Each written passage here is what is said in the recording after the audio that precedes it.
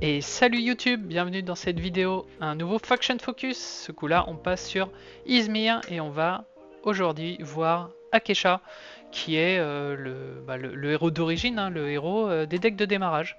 Donc c'est sans doute un héros avec lequel vous avez peut-être déjà eu l'occasion de tester. On a déjà une decklist finalement orientée débutant, mais on va voir un petit peu plus en détail qu'est-ce qu'on peut faire avec l'ensemble des cartes, puisque avec l'arrivée des Uncut Sheets, on a enfin eu le full reveal du corset qui nous permet d'avoir aujourd'hui cette discussion.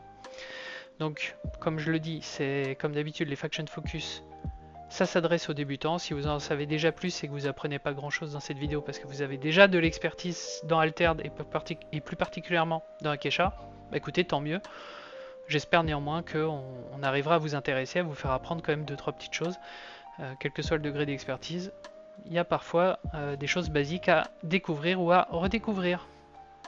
Et pour m'accompagner aujourd'hui, pour Akesha, eh bien j'accueille Sryzen. Sryzen, vas-y, comment ça va? Présente-toi un petit peu. Pourquoi Izmir? Qu'est-ce que tu fais là? Ça va très bien, merci pour l'invitation encore une fois. Tu t'avais accompagné sur Ordis et je reviens avec grand plaisir sur Izmir. Moi, je suis un joueur qui a commencé à jouer à Altered globalement fin octobre, début novembre, de façon plus sérieuse, avec beaucoup sur les decks print and play à l'époque. À cette époque-là, j'étais très focus sur Izmir, qui était ma faction préférée, notamment avec Akesha dont on va parler. Puis petit à petit, avec l'arrivée des nouvelles cartes, la découverte des la découverte des stratégies, et bon, j'ai basculé petit à petit plutôt vers Ordis en faction principale, mais une partie de mon cœur restera à jamais chez Izmir euh, pour tout ce qu'ils peuvent nous proposer.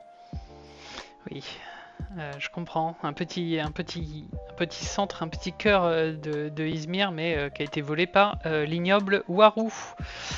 Et ses formulaires Ignoble, bien sûr. A38. Très bien, très bien. Eh ben écoute, ça me fait plaisir de te recevoir. On va voir tout ce qu'il y a à dire sur Akesha. Et ce que je te propose, sans plus tarder, c'est de passer sur la présentation du héros et de son pouvoir qui pour moi est juste incroyable, hein. C'est un des rares pouvoirs des personnages qui sont présentés dans les decks d'initiation qui ne fait pas de value sur le board. Et ça, c'est vachement intéressant. T'as pas de value sur le board et au-delà de ça, ça fait pas. En lui-même, le pouvoir ne fait aucune value. C'est vraiment. Enfin, Akesha a vraiment été faite dans la philosophie de juste dire je joue toujours en deuxième. Voilà, Et rappelons donc, ce que fait peut-être le pouvoir. c'est ça. En fait, le pouvoir d'Akesha, il permet de déclencher un mot-clé, tout simplement. Une fois par tour, on peut déclencher le mot-clé After You. After You, ça nous dit euh, rendre la main à son adversaire. En fait, dans Altern, on joue en ping-pong. Et la seule façon de donner la main à l'adversaire, c'est de jouer une carte, que ce soit de sa réserve ou de sa main.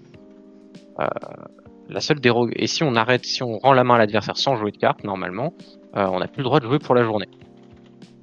Donc c'est une décision qui est lourde de conséquences, surtout s'il nous reste beaucoup de mana, c'est-à-dire qu'on n'a pas été très efficient. Et Akesha, elle permet nativement, on verra dans Izmir qu'il y a d'autres cartes qui permettent de le faire, mais elle permet nativement avec le pouvoir de son héros de déclencher ce mot-clé After You qui permet de rendre la main mais de continuer à jouer la journée. Et donc c'est extrêmement puissant parce que ça permet de jouer tous les tours en réponse en fait, tout simplement. En effet, et du coup ça permet de jouer en réaction, car Altered, c'est un jeu où jouer en premier est un défaut. Je trouve ça vachement intéressant, il y a assez peu de jeux qui y arrivent. On a souvent comparé par exemple Altered à Star Wars Unlimited, il y a beaucoup de similitudes. Pourtant, même dans cet autre jeu, jouer en premier reste souvent un avantage. On peut faire une action en premier, etc. Et bien là, en fait, comme la plupart des effets des actions ont lieu à la fin de la journée, notamment je pense à compter tout simplement les statistiques qu'on met sur le board, ça n'a lieu qu'à la fin, et bien plus on tarde à jouer et plus on a d'informations à sa disposition pour optimiser ses plays, et ben c'est ce qu'on va pouvoir faire avec Akesha un tour sur deux du coup, puisque son pouvoir ne peut être utilisé que lorsqu'elle joue en premier, parce que si elle pouvait le faire en plus quand elle joue déjà en deuxième, ça serait vraiment trop cassé, elle aurait vraiment trop d'informations et ça serait des tours je pense complètement broken. Bah, c'est une des raisons pour lesquelles j'aimais beaucoup Akesha au moment du print and play, parce qu'en fait, quand on a eu le premier print and play, l'effet d'Akesha pouvait être déclenché quand elle était deuxième joueur pour 2 mana, qui était très cher, très situationnel, qui était très peu, mais qui de temps en temps était toujours très sympa, notamment en fin de partie.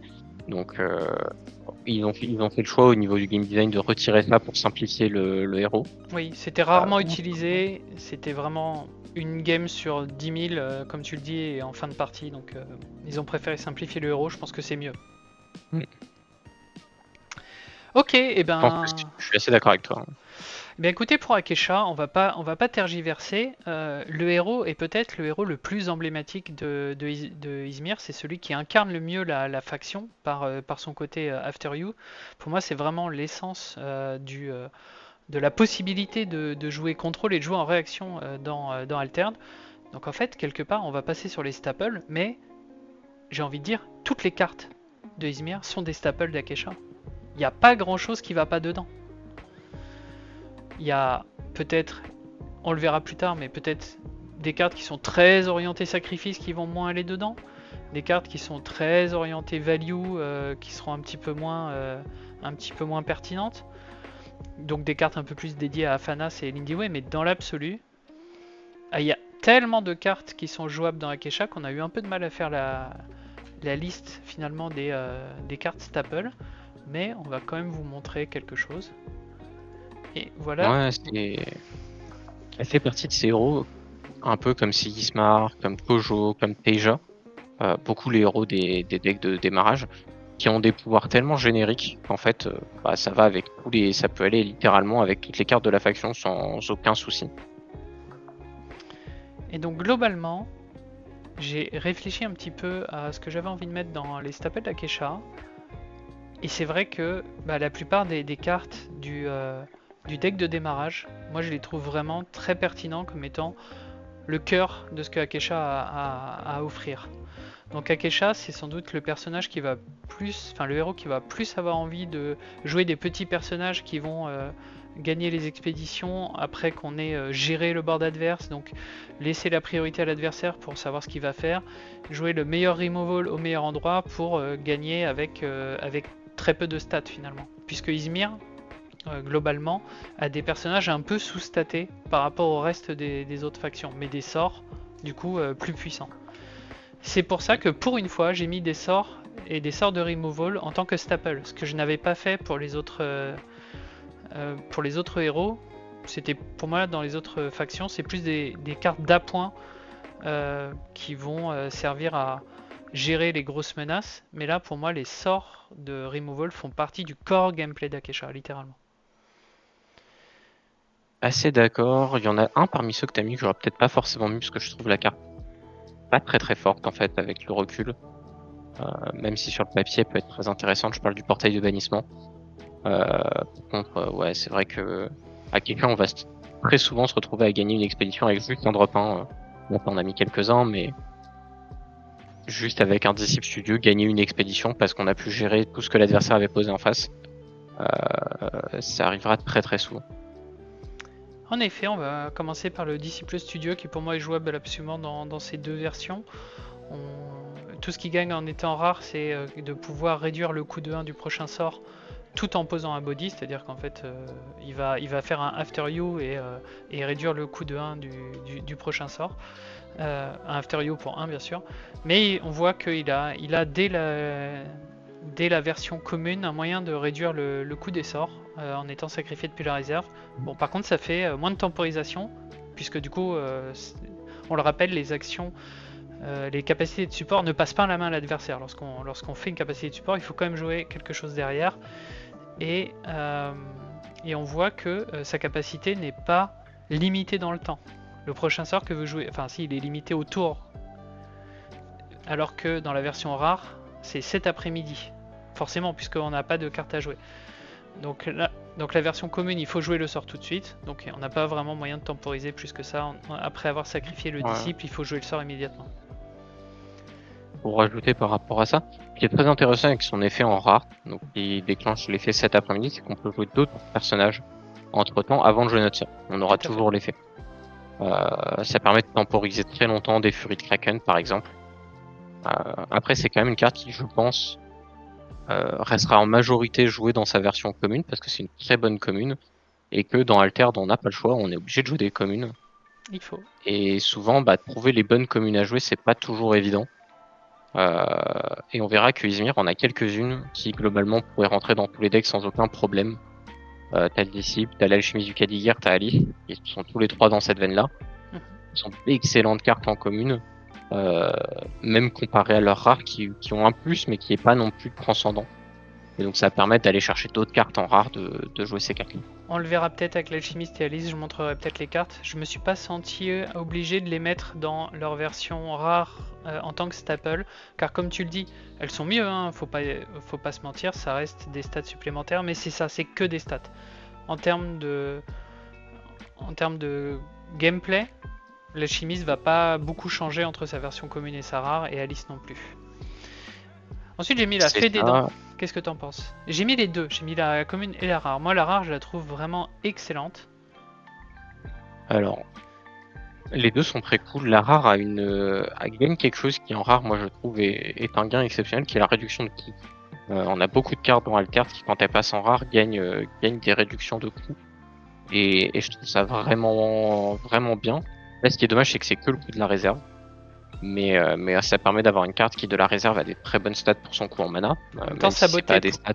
saboter pour 2, c'est pas donné à grand monde, donc ça aurait été vraiment compliqué, je pense, de réduire le coût de main quand même sur cette carte. C'est ça. On est saboté pour 2 et en plus en mettant un body sur le terrain, on est sur quelque chose qui est vraiment très très fort. Comme le Disciple, je pense que c'est une carte qu'on verra plus souvent dans sa version commune, mais j'ai aucun doute qu'on verra certains decks qui joueront la version rare parce que on restera des slots rares à la fin du deck building et que c'est une très bonne carte à passer en rare. Et j'ai des vieilles versions de deck d'initiation également que j'avais réussi à obtenir vachement tôt, je crois que c'était il y a presque un an, où la fée des dents était... l'état que vous voyez de la fée des dents en rare, c'était la commune en fait. Et je pense que c'était effectivement peut-être un peu trop fort, mais je vous avoue que quand je l'ai vu passer à 2 depuis la réserve, j'étais là en mode... Ah, ça va manquer quand même, ça va manquer. C'était... Ouais, c'était toujours le cas dans les print and play. Ah d'accord. Et, Les print template 2023 du coup j'imagine. C'est ça. Mais et c'est vrai que c'est quelque chose qui lui fait mal. Hein. C'est un nerf qui était mérité, mais qui lui fait mal. Mérité, ouais. Maintenant, faut se poser un peu la question du coup. Est-ce qu'on a envie de la passer en rare? Il y a un vrai avantage. Jouer, en gros, avoir une carte à jouer pour 1 depuis la réserve, même quand bien même elle aurait que 1-1-1, dans les decks contrôle, c'est vraiment excellent. Il faut vraiment pas minimiser ça. Déjà, pour l'adversaire, ça lui donne pas forcément envie de saboter. Enfin, c'est compliqué de se dire qu'on a beaucoup de value à saboter une 1-1 pour 1. Mais ça permet de passer la main tellement facilement pour préparer notamment, on en reparlera. La Furie du Kraken qui est peut-être le sort le plus iconique pour les staples. Ça sera peut-être pas le cas après quand il y aura des builds plus conséquents avec des stratégies plus développées. Mais en termes de staple, la Furie du Kraken c'est celle qui permet en late game à Akesha de remporter des doubles expéditions pour rattraper peut-être le retard qu'elle aurait pu prendre auparavant. Et encore, c'est pas sûr. Ouais, elle a un bon tempo. Même des simples expéditions. Ouais. Ouais, même des simples expéditions, je pense que Furie du Kraken et Zoo sont probablement les deux sorts les plus emblématiques d'Izmir. Zoo qui permet de gérer des cartes très tôt dans la partie pour pas cher. Mais la Furie du Kraken est juste exceptionnelle parce qu'en plus elle permet de gérer tous les tokens qui sont considérés comme ayant un coût de 0. Et c'est vrai que y a beaucoup de decks aujourd'hui dans le core set qui jouent avec les tokens. On peut penser à Axiom, on peut penser à Ordis, on peut penser à Bravos avec Ouda notamment chez Kojo. Et c'est des cartes en fait qui se gèrent presque gratuitement avec la Furie du Kraken. En effet, j'ai mis l'Augure Izmir également, j'ai pas mis sa version rare. L'Augure Izmir qui mange, enfin vraiment depuis la main ça donne pas très envie, mais depuis la réserve c'est vraiment extrêmement fort. Donc malheureusement c'est le genre de body que Akesha est un peu obligé de jouer. En version rare elle gagne un pouvoir lié au sacrifice, donc pas vraiment d'intérêt dans Akesha j'ai trouvé. Il y aurait la version Axiom rare qui du coup coûte 1 depuis la main et 1 depuis la réserve pour les mêmes stats, ça serait complètement cassé. Mais là c'est pas le cas, donc ça reste une bonne carte, ça reste quelque chose qui va permettre d'avancer. Il faut la jouer évidemment avec précaution, mais c'est le cas un peu. C'est le problème d'Izmir. Les stats depuis la main sont vraiment pas terribles. Depuis la réserve, par contre, c'est vraiment excellent. Mais du coup, il faut faire attention. Tu l'aurais mis Ouais, toi dans ça les va staples? dépendre. Je sais pas si je l'aurais mis dans les staples, c'est un bon body pour Ymir. En général, c'est plus une carte que je finis par jouer parce que j'ai besoin de remplir les communes du deck Mhm. et que ça reste une commune ok. Peut-être que je l'aurais pas mis dans les staples quand même. C'est pas une carte si iconique que ça chez Izmir. L'art est iconique, je suis désolé. Elle est trop L'art belle. est iconique et ouais, l'art est iconique, c'est vrai. Et sa version des Print and Play de 2023 était très bien. Je sais plus exactement ce qu'elle faisait, mais je sais qu'elle était très très bien. Mais bon, elle a changé, elle est devenue ce qu'elle est devenue avec notamment un côté. C'est la version rare qui permettait de faire du card advantage dans les Print and Play 2023, ce qui n'est plus le cas maintenant, parce que ça a changé pour cet effet sacrifice. Et voilà. Donc pour rappel, ce qu'on appelle des staples, donc cette liste-là, c'est des cartes iconiques qu'on va pouvoir rentrer dans le deck sans trop se poser de questions, qui vont fonctionner avec le deck. Pas forcément obligatoire. Certaines, Voilà, je pense, vont l'être, notamment la Furie du Kraken. Mais qui sont des cartes qui, globalement, si on les met dans le deck, on peut pas se tromper. c'est ça. C'est pas forcément indispensable, mais c'est, quoi qu'il arrive, très bon dans la stratégie du héros. Là où les stratégies, parce que des fois on a vu un petit peu que pour certains héros, on envisageait plusieurs lignes de directrices, plus ou moins locker, plus ou moins contrôle et late game, voilà. On met des cartes qui, par nature, sont bonnes avec le héros et peuvent entrer facilement dans diverses stratégies. Et à la fin, il faut faire des choix. Donc, par exemple, on a vu des héros où il y avait beaucoup de cartes rares qui pouvaient rentrer en tant que staple. C'est des cartes, quoi qu'il arrive, elles sont bonnes. Mais à la fin, de toute façon, les cartes rares, il faut faire des choix. Donc, aucune ne peut être vraiment considérée comme indispensable. Et tu parlais de card advantage. Et en fait, pour moi, c'est quelque chose d'important dans Akesha. Pourquoi? Parce que, comme on le disait, il faut jouer après l'adversaire et il faut jouer la meilleure carte possible pour avoir le. On laisse jouer et ensuite, parmi tout ce qu'on a, on va pouvoir choisir qu'est-ce qui est le mieux. Mais pour pouvoir choisir, il faut avoir des cartes en main. C'est bête à dire, mais le card advantage est d'autant plus important quand on veut orienter son jeu avec cette stratégie de je laisse passer l'adversaire, ce qui me permet d'optimiser. Mais pour optimiser, il faut pouvoir choisir. Et donc j'ai mis Baba Yaga, qui je pense est relativement staple, qui est dans le deck de démarrage, qu'on retrouve même dans beaucoup de decks hors 10, surtout ceux qu'on retrouve actuellement sur Exalted, parce qu'il y a moins de choix de cartes, et effectivement il y a marqué card advantage sur la carte, donc ça fait plaisir à tout le monde. Et dans sa version rare, elle a des stats qui sont tout à fait correctes. Et ça, je pense qu'il y a une autre carte aussi qui pourrait être dans les staples qu'on n'a pas là, qui est le Magical Training. On en avait parlé un peu à l'écrit tous les deux. Je pense que c'est une carte qui, et notamment dans Akesha, est extrêmement importante parce que non seulement elle permet de piocher une carte, mais en plus de ça, elle permet de dire à l'adversaire, vas-y, je te laisse jouer. Et donc d'avoir, en plus du pouvoir d'Akesha, cet effet un peu, continue à jouer beaucoup de cartes, et moi je vais te répondre après. Et j'augmente les possibilités de pouvoir répondre. Donc ça fait partie. Elle n'est pas disponible sur le site officiel pour l'instant. Je vous montre le Magical Training du mieux que je peux avec ces cartes un petit peu, pas avec la meilleure résolution du monde, mais on fait comme on peut. Donc effectivement, ça permet de piocher. Bon, déjà l'art il est juste incroyable. L'art est incroyable, l'art de sa version rare est incroyable. Moi je la joue beaucoup en commune cette carte là parce que même s'il y a une réduction de coût sur la réserve, je trouve que la commune est déjà excellente.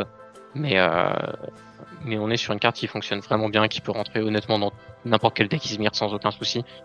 De par cet effet, te laisse jouer pour un mana. C'est très fort.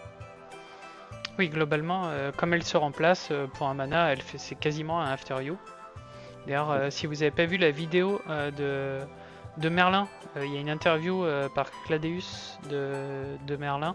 Il parlait du fait que potentiellement les sorts à 0 pourraient exister un jour dans Altered et qu'il imaginait très bien un sort qui s'appelle potentiellement After You, qui coûte 0 et dont le texte est blanc. Si ce sort arrive, il va être terrorisant. Hein. Je préfère l'annoncer tout de suite. Voilà, donc moi je l'ai pas mis pour la raison que j'ai évoquée tout à l'heure. Pour débuter, c'est peut-être un petit peu plus difficile à jouer. Encore que, voilà, s'il n'y a qu'une carte à mettre, c'est peut-être celle-là. Effectivement, mais de toute façon, elle n'était pas disponible. Le Magical Training, la draw, c'est effectivement relativement iconique de Izmir, je pense. C'est la faction qui a le plus facilement accès à la draw. Qu'est-ce qu'on on en a peut-être quand même un sort de draw qui est montré. Non, même l'autre, il est pas disponible non plus. Comment il Non, les sorts de s'appelle? draw sont pas disponibles. Conjuring Seal. Les sorts de draw sont pas disponibles. Conjuring Seal, et on a le don de soi aussi en Et sort de effectivement. pioche. Donc tous ces sorts-là, donc ça fait 3 cartes différentes pour piocher.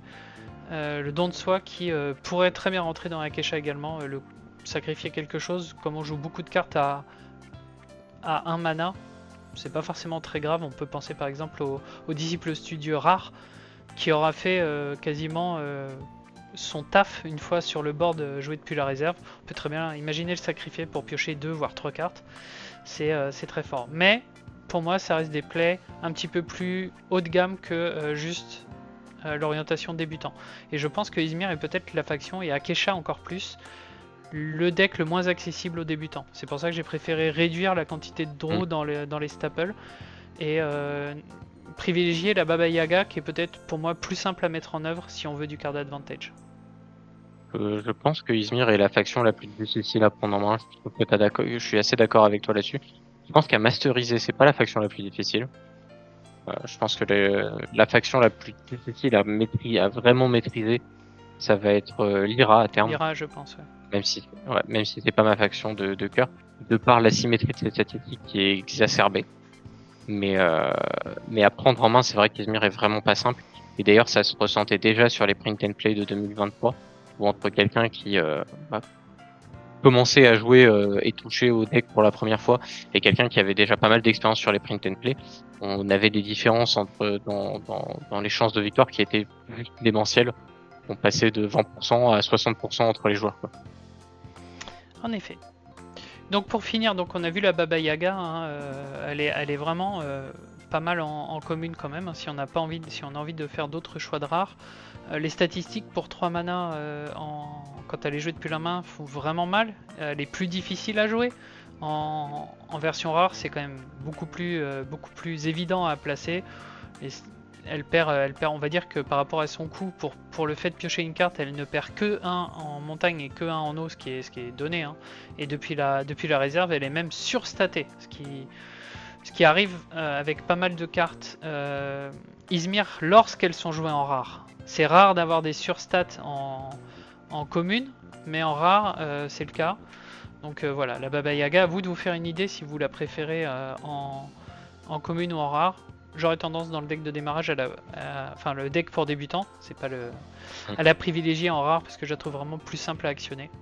On a l'alchimie du Kadigir qui est également là pour envoyer des... Voilà, on a besoin d'un peu de stats. On vous a montré des cartes pas chères et qui n'ont pas beaucoup de stats. Baba Yaga commence déjà à remplir un peu le board. Et là ensuite, je vous montre 3 cartes qui... qu'est-ce que tu peux nous en dire?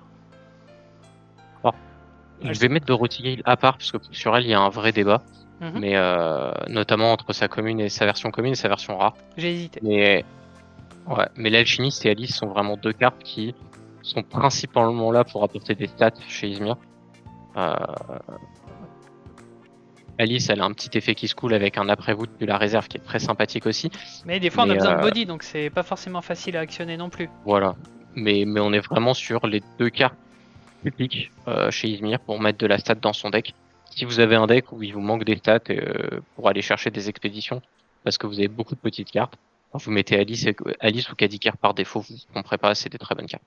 Et on peut regarder un petit peu ce qu'elle donne en version rare peut-être. Alchimiste, ils vont être disponibles. Oui, Gaïa, ça... Alors, je me permets, parce qu'on enregistre, pour ceux qui le savent pas, on enregistre ces trucs en stream. Et du coup, je vais répondre quand même à une question du chat qui est intéressante, c'est est-ce qu'on a besoin de body chez Izmir? Donc oui, on a besoin de body chez Izmir. Pourquoi? Parce que il y a des cartes dans le jeu qui, à contrôler, sont soit très peu efficientes, parce que elles vont apporter beaucoup de stats pour leur coût en mana, et donc on va devoir dépenser beaucoup de mana pour les contrôler par rapport à ce qu'elles ont coûté à l'adversaire. Et des fois, on peut même pas forcément contrôler les cartes parce que par exemple, il va y avoir des cartes, notamment chez Muna, qui vont donner coriace aux autres cartes. Et donc, ça fait que nos cartes de contrôle, nos sorts vont coûter beaucoup trop cher sur les cartes adverses. Et donc, avoir des stats, ça donne une autre façon de contrôler le terrain dans Altered par de la présence sur le board. Par exemple, si l'adversaire met 3 de stats, il peut juste mettre 3 de stats et personne n'avancera. Donc il arrive qu'on ait besoin de stats dans Izmir et c'est bien d'en avoir un peu dans son deck. Finalement, si l'adversaire joue une créature avec 3-3-3 et qu'on joue 3-3-3 en face, c'est comme si on l'avait enlevé. Un peu. C'est un peu ça, ouais.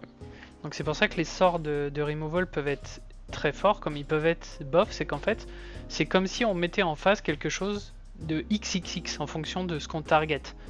Sauf que du coup, certains sorts ont une limite, par exemple, ils peuvent pas cibler une créature qui coûte plus de 3, comme on peut le voir avec Zoo.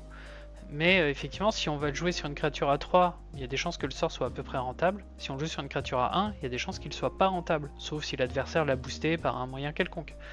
Auquel cas, ça pourrait enlever énormément de stats ou énormément d'investissement de la part de l'adversaire, malgré le faible coût. Mais voilà. Donc c'est la versatilité, en fait, finalement. Qu'est-ce qui différencie un removal d'une créature, enfin d'un personnage dans Altered? C'est que c'est versatile. C'est comme un personnage, mais qui s'adapte. Il y a quand même des différences, c'est-à-dire que si jamais on envoie en réserve par exemple, l'adversaire peut rejouer ce personnage immédiatement si jamais il en a l'occasion. Voilà, c'est pas tout à fait la même chose, mais on peut le voir un petit peu comme étant un personnage avec XXX qui s'adapte à ce qui est en face. Donc comme je voulais vous montrer un petit peu l'alchimiste du Kadigir, qui donc gagne 3 boosts en étant joué depuis la main, c'est donc une 4-4-4 pour 3 et ça reste une 1-1-1 depuis la réserve. Pour moi globalement ça fait le même taf que la commune, c'est effectivement un poil plus fort, hein, on va pas se mentir, c'est même assez fort. Mais l'idée d'avoir un body conséquent, puis d'avoir depuis la réserve un personnage faible qui permet de faire du After You, on retrouve cette philosophie, y compris dans la commune. Donc je ne l'ai pas mis en tant que staple, mais encore une fois, libre à vous de vous adapter si vous l'aimez. C'est une carte qui peut valoir le coup en rare. Et c'était Alice que je voulais montrer qui gagne. Donc on a vu le personnage précédent gagner 3 de stats uniquement quand il était joué depuis la main. Alice gagne que 2 de stats, hein, on peut voir la différence. Là elle a 2 en herbe et 2 en montagne. En rare elle gagne que 2, mais en fait à la fois joué depuis la main et joué depuis la réserve. Ce que j'aime pas trop avec la rare, c'est que du coup on a moins envie de faire le After You parce qu'elle a tellement une bonne valeur après pour 3 que c'est un peu plus difficile de s'en séparer, quoi. Donc la commune a un petit peu moins ce dilemme. Si jamais on n'est pas dans l'eau ou que l'eau est un peu moins utile, d'un coup le After You semble plus séduisant. Je trouve qu'il y a plus... Après c'est peut-être plus difficile à jouer aussi. Enfin voilà. Donc, je voulais les montrer, mais je les ai pas considérés comme étant des staples, mais c'est tout à fait possible de les inclure en tant que rares. Faites-vous plaisir. T'es d'accord avec ça? Complètement d'accord. En général, moi j'ai tendance à préférer d'autres cartes qui, pour la même raison que j'en avais parlé sur le Disciple, où dans l'Altered on a besoin de jouer on a besoin de jouer des cartes en commune. Quand on a des très bonnes communes comme Alice, comme Kadigir, j'aime bien les jouer en commune pour remplir ce travail-là et pouvoir passer en rare des cartes dont les communes sont pas forcément très bonnes. En fait, ça me permet de lisser le niveau moyen du deck vers le haut, quitte en acceptant que effectivement certaines cartes sont un peu moins bonnes que ce qu'elles pourraient être, parce que certaines deviennent absolument excellentes. Par exemple avec dans les cartes là que tu as mis dans les staples, Baba Yaga par exemple. Je trouve que là on a un vrai différentiel entre la commune et la rare. Parce qu'on se retrouve à avoir des stats qui peuvent un peu aller challenger des cartes du même coup, mais qui n'ont pas l'effet de pioche. Et on remarque qu'elle gagne exactement la même chose qu'Alice, hein, c'est-à-dire un point en herbe et un point en montagne, donc c'est le même gain en passant de la commune à la rare, sauf que du coup je trouve qu'il y a moins ce dilemme de pouvoir de faire ou non le After You. Ouais, au-delà du côté dilemme du After You, en fait c'est surtout que la rare, pour Alice et le Kadigir, on passe de cartes qui sont bien statées, notamment chez Izmir par rapport à leur coût en mana, à une carte qui est un peu surstatée, mais voilà, qui est juste un peu surstatée. Baba Yaga, on passe d'une carte qui est tout statée, même pour Izmir, à une carte qui est correctement statée. Et je trouve que ce différentiel-là, en fait, j'ai tendance personnellement à choisir de remonter un peu le bas du deck plutôt que de monter encore le haut du deck et d'avoir un différentiel plus important. Très bien. Parle-nous un petit peu de ce dilemme, de cette discussion autour de Dorothy Gale, qui est une carte que j'aime beaucoup et je l'aime beaucoup également en rare, mais j'ai choisi de la mettre que en commune dans les staples. J'attends ton explication et je te dis après pourquoi. Alors Dorothy, pourquoi j'aurais mis les deux Je te laisse éventuellement aller sur le site pour qu'on ait les deux côte à côte. En fait, dans sa version commune, on va commencer par celle-là, c'est une carte qui coûte 5 de la main, 3 de la réserve, qui est une 3 de 2. On peut le rajouter, Et ça me choque pas. ouais, J'avais mis qui les coûte sorts 3 de partout. 2, et qui est une carte qui dit globalement quand on la joue depuis la main, on peut envoyer en réserve un personnage adverse de notre choix. En fait, c'est une carte qui pour 5 mana est 3 de 2, plus virtuellement les statistiques de la carte qu'on aura envoyée en réserve. Et virtuellement, c'est pas exactement ça, Comme un Shenlong mais par on peut exemple. l'avoir comme ça. Comme un Shenlong, voilà. Si on pose une Dorothy Gale en face d'un Shenlong et qu'on envoie le Shenlong en réserve, notre Dorothy Gale, c'est comme si virtuellement, elle avait fait 3 de 2 plus 6 de stats, si je me trompe pas, sur un Shenlong commun. Ça doit être quelque chose comme ça. Donc on a une carte qui fait beaucoup de valeur. L'intérêt de la commune, c'est que pour la jouer de la réserve, on a une carte qui se retrouve à un coût plus faible, donc 3 mana, et qui apporte quand même des statistiques correctes, puisqu'elle apporte les mêmes statistiques qu'une Baba Yaga rare. 8-8-8. Dans sa version 8-8-8, ouais, c'est ça. Par contre, dans sa version rare, Dorothy, en fait, coûte toujours 5 mana, coûte aussi 5 mana depuis la réserve, mais son effet, qui était un effet depuis la main, devient un effet quand la carte est jouée. Donc en fait, on a son effet 2 fois. Donc là, ça dépend un peu de ce qu'on va chercher. Les deux cartes sont très très bonnes. Si on veut un peu baisser la curve de son deck, jouer la Dorothy Gale commune, c'est très bien. Si on veut accentuer un peu le côté contrôle et jouer en réaction, la Dorothy Gale rare est très très bien, très très bonne aussi. Pour le coup, on est vraiment sur deux très bonnes cartes. Où vraiment juste cette diminution du coût en mana et ce changement du type de trigger sur la carte, hein, donc de la main de soit jouer depuis la main, soit juste jouer, change vraiment la philosophie dans laquelle on va jouer la carte, et notamment quand on va la jouer depuis la réserve. Ça s'entend. Pourquoi je l'avais mise qu'en commune? Pour la raison simple que je m'étais dit, pour quelqu'un qui débute, qui a envie de prendre en main le héros, jouer la version rare, c'est s'ouvrir au sabotage. Et du coup, je me suis dit que c'était peut-être un petit côté feel bad si une des cartes rares qu'on jouait se faisait saboter et dont on profitait pas entièrement de l'effet. Donc je m'étais dit, la version commune sera suffisante. Quelqu'un qui débute avec aura moins de mal à, on va dire, à l'actionner, à tourner autour, aura pas besoin de tourner autour du sabotage pour la jouer pleinement. Donc voilà, c'était juste ça. Mais je suis d'accord avec toi que la version rare, elle fait rêver. Après, on est ouvert au sabotage. C'est une très bonne carte Izmir de la réserve, même en commune, hein, en termes de statistiques. Donc, C'est honnêtement, ok. on est ouvert au sabotage. On est ouvert au sabotage dans les deux cas. Ça me fait moins pleurer. Mais je comprends. Je comprends le 3-2-2 raisonnement. pour 3, bon. Je comprends le raisonnement. Moi, il y a une dernière carte que j'aurais mis dans les staples d'Akesha. Eh ben, je t'écoute. Qui est une ou qu'on n'aura pas sur le site, hein, va falloir que tu ailles dans tes spoilers, qui est Isitok. Ah non. Tu me connais, Ah si, tu me connais, tu sais que j'adore cette grosse boule qui flotte dans le ciel.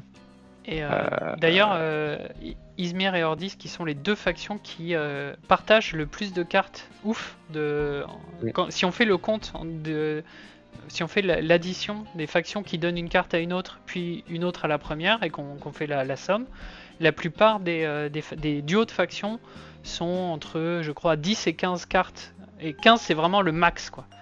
Entre 10 et 15 cartes qui s'échangent.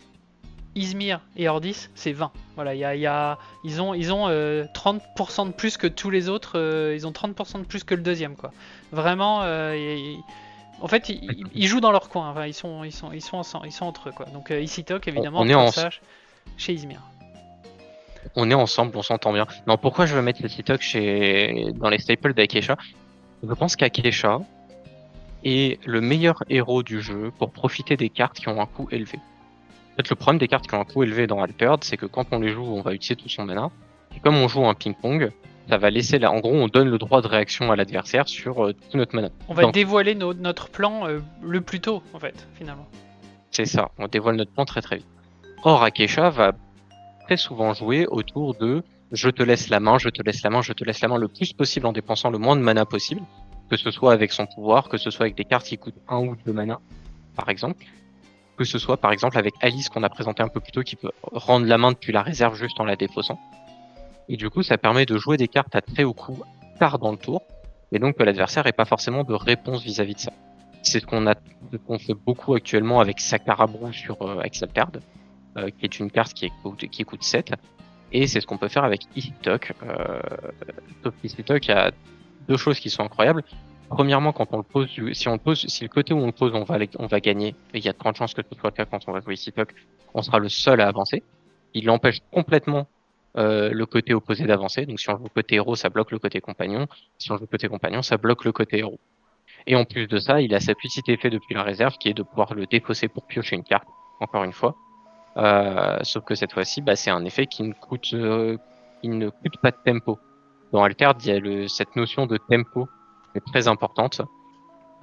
Malheureusement, bah, souvent, on doit sacrifier un peu de tempo pour aller piocher. On l'a vu notamment avec le Conjuring Seal qui permet de piocher 2 cartes, ou voire 3 cartes, mais en échangeant, on donne beaucoup de mana et on met pas de présence sur le board.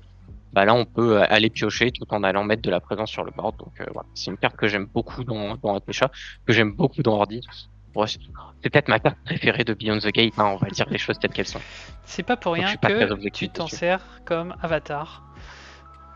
C'est pas pour rien. Très bien, eh ben écoute, c'est noté, je peux pas le rajouter dans le staple car il n'est pas présent encore sur le site officiel et donc par conséquence pas disponible sur le deck builder d'Ajordat, qu'on remercie pour ce deck builder, merci, merci, merci. Il est beaucoup à notre écoute pour faire des petits changements et nous aider, notamment pour ses streams. Donc grand merci à lui. Je sais pas du tout s'il parle français, je crois pas, hein, mais voilà, si jamais vous avez l'occasion de le remercier, n'hésitez pas de le faire en notre nom. Est-ce qu'on revient un petit peu sur les sorts ou en vrai, peut-être Zoo très vite fait, portail de bannissement très vite fait, et puis on parle un peu plus de Furie du Kraken? La Fortune, on en a parlé un peu plus tôt de Magical Training, ne Ouais, t'inquiète pas.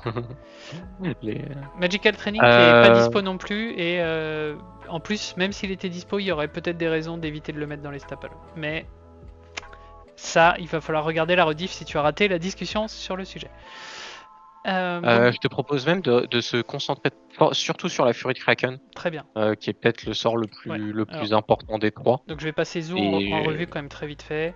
Donc c'est un sort qui permet de gérer des cartes qui coûtent 3 au moins, qui coûtent 2 depuis la main et 4 depuis la réserve. Donc globalement c'est even en termes de mana dépensé. Juste depuis la réserve il paraît beaucoup moins intéressant, mais depuis la main c'est très surprenant et ça offre de la bonne tempo.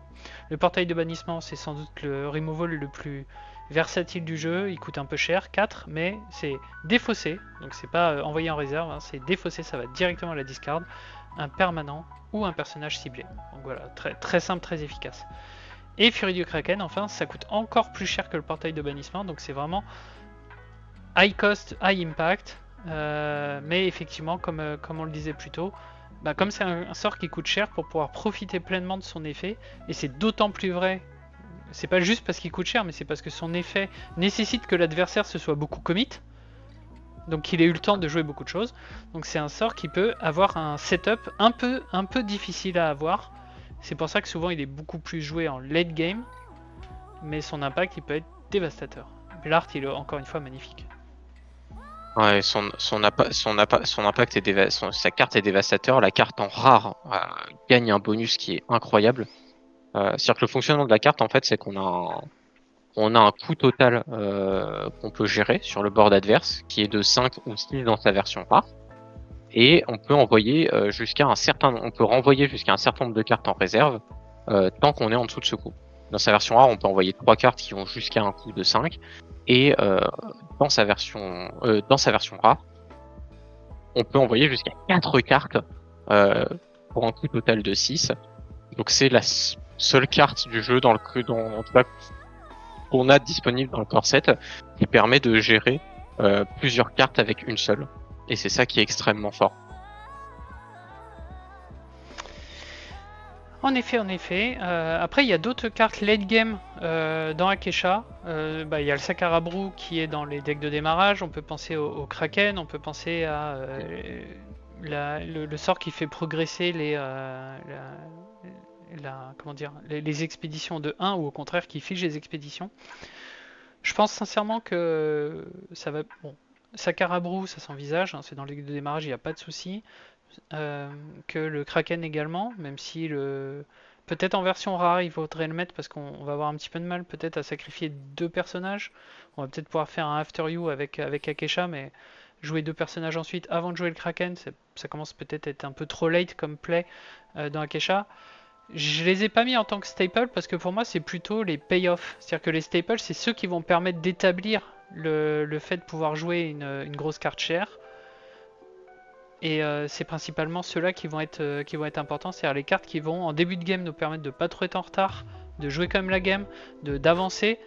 Et le finisher à la fin c'est un petit peu celui que vous voudrez quoi. C'est ça que j'ai envie de dire. Et ce qui va permettre d'enable ces finishers, bah, ça va être les staples. Ouais. Ce qui est important, je le précise pour les vidéos YouTube, c'est que dans cette liste de staples pour Akesha, on a beaucoup de staples qui sont en fait des staples de faction et qu'on retrouvera après dans les listes de staples aussi pour Lindiwe et Afanas. Et pareil, je renverrai un peu vers ça, mais on verra du coup que c'est des cartes que j'ai pas forcément mis dans les autres listes de staples pour cette raison. D'accord, donc elles y seront dans la pensée. C'est ça. Très bien, je te propose immédiatement de passer à la liste que tu as bien voulu nous transmettre pour aider les débutants à bien démarrer avec Akesha. Akesha, Beyond the Gate, bien démarré. Il n'y a que 4 cartes rares et même pas en 3 exemplaires dans cette liste, c'est donc qu'il nous manque certaines cartes. Il faut peut-être que je rafraîchisse la liste. Ah non, il nous manque certaines cartes parce qu'elles sont pas disponibles sur le site à l'heure actuelle. Ouais. Donc mais je vais te préciser lesquelles c'est pour pouvoir les montrer. Évidemment, on mettra peut-être en description du deck les cartes qui manquent et où les changements qu'il faut faire. On est un peu limité encore par la disponibilité, mais bien sûr, dès que c'est le cas, on mettra à jour les decks. Mais en attendant, ça serait bien d'avoir un petit descriptif pour aider ceux qui découvrent à se souvenir. C'est ça. Je te propose de commencer. En fait, c'est simple, il manque 12 cartes là dans la liste. Donc, je te propose de commencer par ces 12 cartes-là. Très bien. Il va manquer Ici Talk, il va manquer Magical Training, donc, et il va manquer Boom. On n'a pas vu. Donc, je t'invite à aller peut-être sur Boom.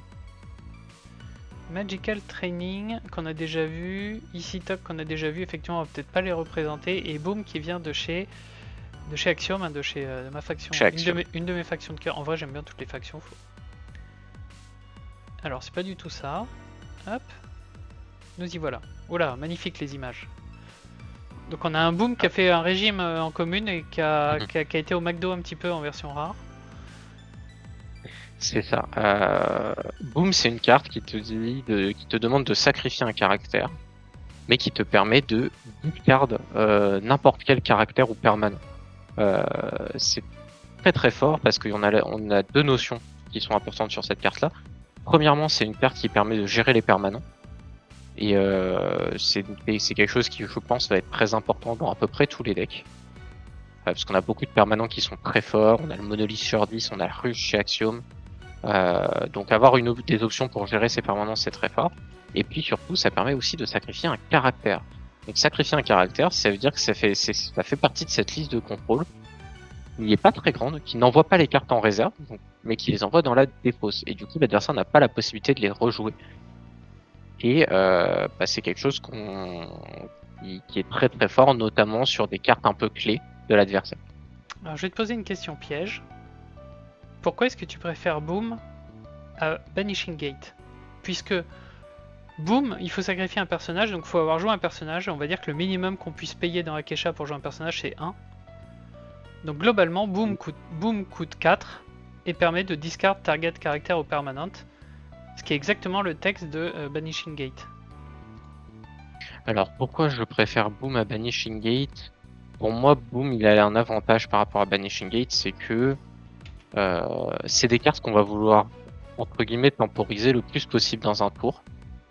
Pour 2 raisons. Premièrement, on veut que l'adversaire ait joué ses grosses cartes. Et en général, les gens ont tendance à les jouer au maximum possible en fin de tour. Donc plus on peut repousser le fait de jouer la carte, mieux c'est. Et en plus de ça, le jouer tard, et potentiellement après que l'adversaire ait joué et utilisé tous ses manas, ça permet d'avoir cet effet de surprise de bah, j'ai gagné la partie, de toute façon tu ne peux pas y répondre. Et donc avoir une carte qui coûte moins de mana, même si ce n'est que 1 de moins, et que virtuellement ce sera la même chose parce qu'on aura le coût de la carte qu'on a sacrifiée, c'est une carte qu'on va pouvoir jouer plus tard dans le tour, peut-être un tour plus loin dans notre journée, et ce un tour plus loin dans notre journée, bah, il peut faire la différence. Je comprends. En tout cas, voilà, c'est intéressant. Peut-être que donc ça prend un slot de rare quand même pour avoir cet effet. Donc peut-être que si vous êtes un petit peu moins à l'aise avec l'idée justement de temporiser avant de sacrifier, d'avoir des effets de surprise, si pour vous ça semble compliqué, n'hésitez pas à mettre des Banishing Gate. Ça sera peut-être un petit peu, Ouais. ça sera peut-être un petit peu moins fort. Vous ferez des plays un petit peu moins impactants. Mais globalement, ça reste du même acabit pour moi. En tout cas. Très bien, donc on était sur la liste. Donc on a passé les cartes qui n'étaient pas présentes. Donc un peu de Hordis, ça m'étonne. Un peu dehors de ça t'étonne. Non, en vrai, dans les cartes un peu entre guillemets qui font gagner la partie qu'on va avoir dans le deck, on va retrouver donc les Crazy Tog dont on a parlé un peu avant.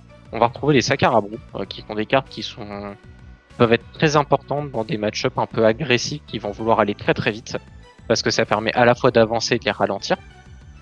Et on va avoir les Furies de Kraken qui elles sont là pour dire en fin de partie, bah écoute, j'ai posé des cartes de chaque côté, toi aussi, sauf que je peux te dire que soit un côté, soit peut-être même les deux côtés de chez toi sont complètement vides et tu ne peux rien y faire. Euh, donc c'est des très très bons cantrips pour reprendre le langage de Magic. Donc la troupière Hordis qui Et en, j'imagine est là pour augmenter la densité de cartes à 1 finalement, qui sont hyper c'est ça, importantes pour faire du passage de main supplémentaire pour pas cher. c'est ça. J'avais des cartes, j'avais de la disponibilité en rare. J'avais besoin de cartes à 1 mana qui fonctionnent bien. La troupière fait excellemment bien le travail. Je la connais très bien parce que je la joue beaucoup avec Ordis, donc voilà, je suis parti là-dessus. On va aussi retrouver dans cette idée-là bah, les disciples studieux, les alchimistes du Kadigir depuis la réserve, Mhm. euh, la Fée des Dents qui fait un peu ce travail-là.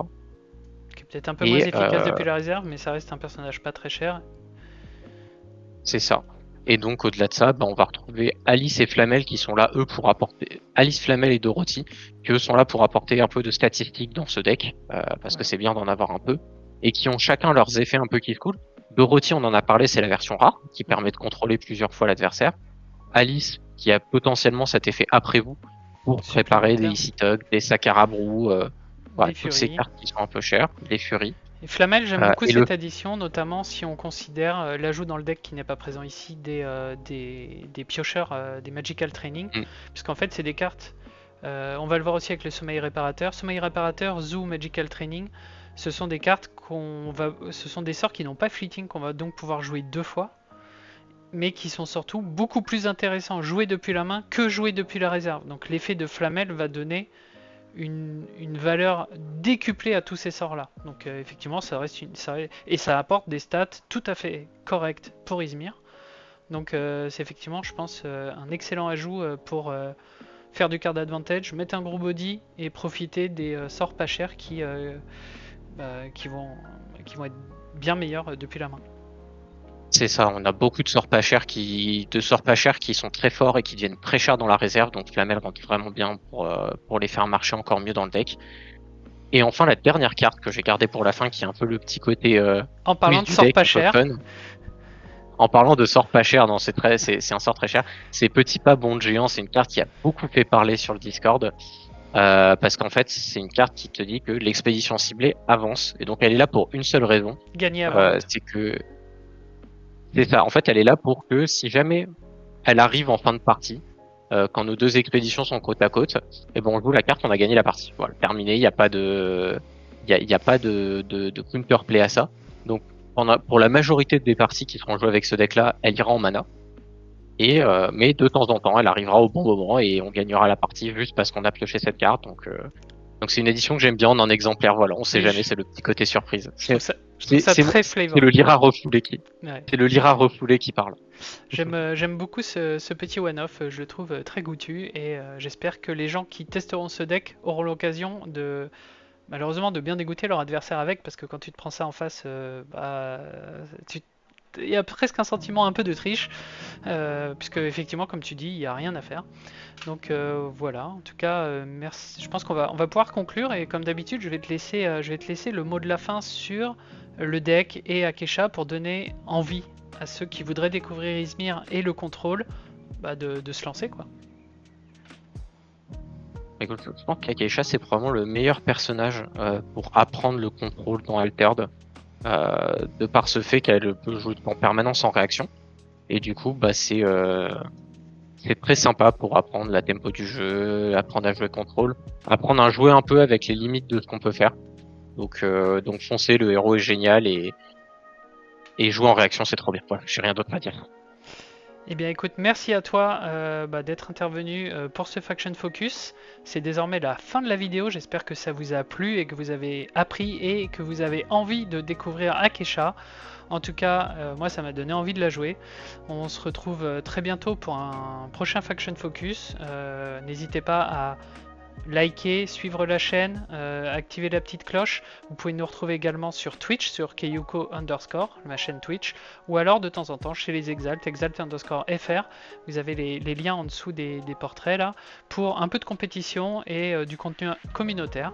Voilà, j'espère que ça vous a plu. Je vous dis au revoir, à une prochaine fois.